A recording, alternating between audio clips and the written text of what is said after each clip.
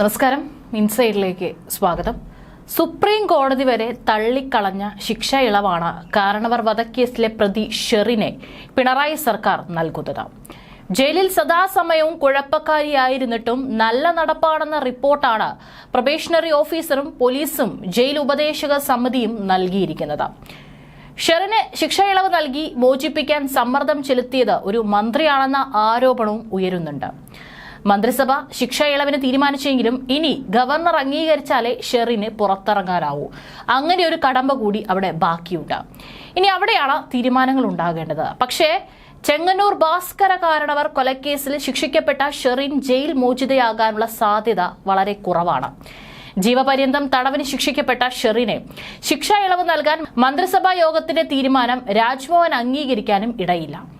എല്ലാ നിയമവശങ്ങളും ഗവർണർ രാജേന്ദ്ര ആർലേക്കർ തേടും. വിശദ നിയമോപദേശവും തേടും. ഏത് സാഹചര്യത്തിലാണ് ഷെറിന് മാത്രമായി ശിക്ഷ ഇളവ് നൽകുന്നതെന്നും പരിശോധിക്കും. ഷെറിന് നല്ല നടപ്പ് കിട്ടാനുള്ള യോഗ്യതയുണ്ടോ എന്നും ഗവർണർ പരിശോധിക്കും. ഏതായാലും ഇഴ കീറി പരിശോധിക്കുമെന്നുള്ള കാര്യത്തിൽ യാതൊരു സംശയവും വേണ്ട. ഗവർണർ തള്ളുന്നെങ്കിൽ തള്ളട്ടെ എന്ന നിലപാടിലാണ് മുഖ്യമന്ത്രി പിണറായി വിജയൻ എന്നും സൂചനയുണ്ട്. മന്ത്രിസഭ അംഗീകരിച്ചാലും ഷെറിൻ പുറത്തു പോകുന്നതിൽ മുഖ്യമന്ത്രിക്ക് പൂർണ്ണ മനസ്സ് ഇല്ലെന്നാണ് സൂചന. ചില സമ്മർദ്ദങ്ങളടക്കം ഈ ഫയൽ രാജ്ഭവനിലേക്ക് എത്തിയതിൽ നിർണായകമായിട്ടുണ്ട്.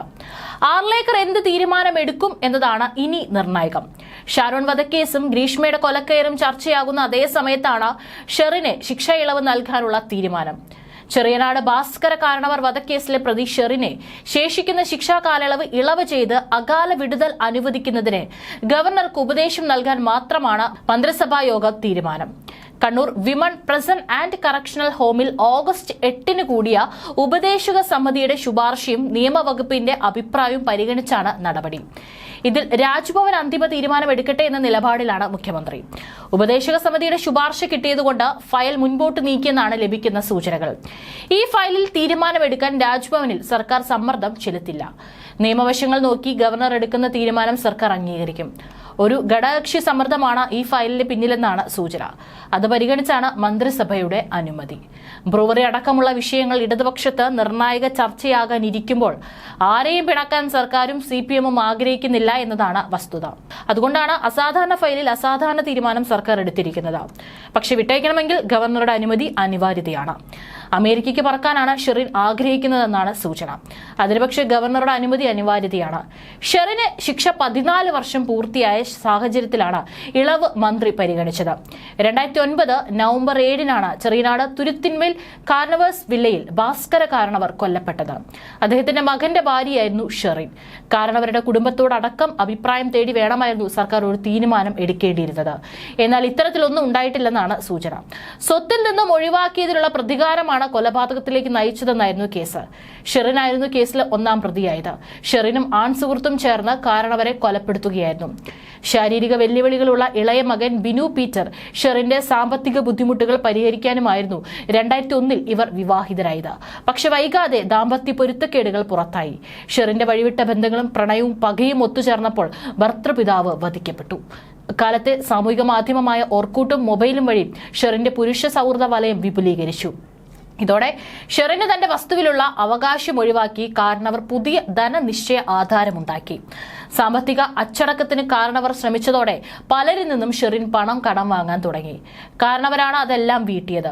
ഓർക്കൂട്ട് വഴി എത്തിയ സന്ദർശകനായിരുന്നു കേസിലെ 2ാം പ്രതിയായ ബാസിത്ത് അലി. മറ്റു 2 പ്രതികളും സുഹൃത്തുക്കളുമായ ഷാനൂർ റഷീദ്, നിതിൻ എന്നിവർക്കൊപ്പം എത്തിയാണ് കാരണവരെ വധിക്കുന്നത്. 4 പ്രതികൾക്കും വിചാരണ കോടതി വിധിച്ച ജീവപര്യന്തം തടവ് ഹൈക്കോടതി ശരിവെക്കുകയായിരുന്നു. ഷെറിൻ മാത്രമാണ് സുപ്രീം കോടതിയിൽ അപ്പീൽ നൽകിയത്. സുപ്രീം കോടതി തള്ളിയ അപ്പീലാണ് പിണറായി സർക്കാർ അനുവദിച്ച് ശിക്ഷ ഇളവ് നൽകിയത്.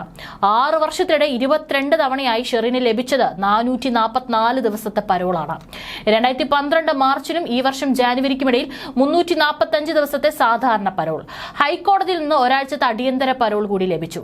തടവുകാർക്ക് ശിക്ഷ ഇളവ് നൽകാൻ സംസ്ഥാന സർക്കാർ ഗവർണർക്ക് നൽകിയ ആദ്യ പട്ടികയിലും ഇവർ ഇടം നേടിയിരുന്നു. സുപ്രീം കോടതിയിൽ നിന്ന് എത്തുന്ന അഭിഭാഷകനെ കാണാൻ 10 ദിവസത്തെ പരോൾ വേണമെന്ന ആവശ്യവും അംഗീകരിച്ചില്ല. ഇതിലെല്ലാം അവസരമുള്ളപ്പോൾ ഈ ആവശ്യത്തിന് പരോൾ നൽകാൻ പാടില്ല എന്ന് വനിതാ ജയിൽ സൂപ്രണ്ട് ഹൈക്കോടതിയിലെ സർക്കാർ അഭിഭാഷകനെ രേഖാമൂലം അറിയിച്ചു. എന്നാൽ ജയിൽ സൂപ്രണ്ടിന് അപേക്ഷ നൽകാനും വേണ്ട നടപടി സൂപ്രണ്ട് സ്വീകരിക്കാനും ഉത്തരവ് നൽകി ഹൈക്കോടതി ഹർജി തീർപ്പാക്കുകയായിരുന്നു. അവിടെ മൊബൈൽ ഫോൺ അനധികൃതമായി ഉപയോഗിച്ചത് പിടികൂടിയതോടെ അച്ചടക്ക നടപടിയുടെ ഭാഗമായി 2015 മാർച്ചിൽ വിഒ സെൻട്രൽ ജയിലിലേക്ക് മാറ്റി. അവിടെ വെയിൽ കൊള്ളാതിരിക്കാൻ ഇവർക്ക് ജയിൽ ഡോക്ടർ കുട അനുവദിച്ചതും വിവാദമായിരുന്നു. ഏതായാലും ഇപ്പോൾ ഇത്രയേറെ കുഴപ്പക്കാരിയായിട്ടുള്ള ഷെറിനാണ് ഇപ്പോൾ ശിക്ഷ ഇളവ് നൽകിക്കൊണ്ടുള്ള തീരുമാനം മന്ത്രിസഭാ യോഗം എടുത്തിരിക്കുന്നത്.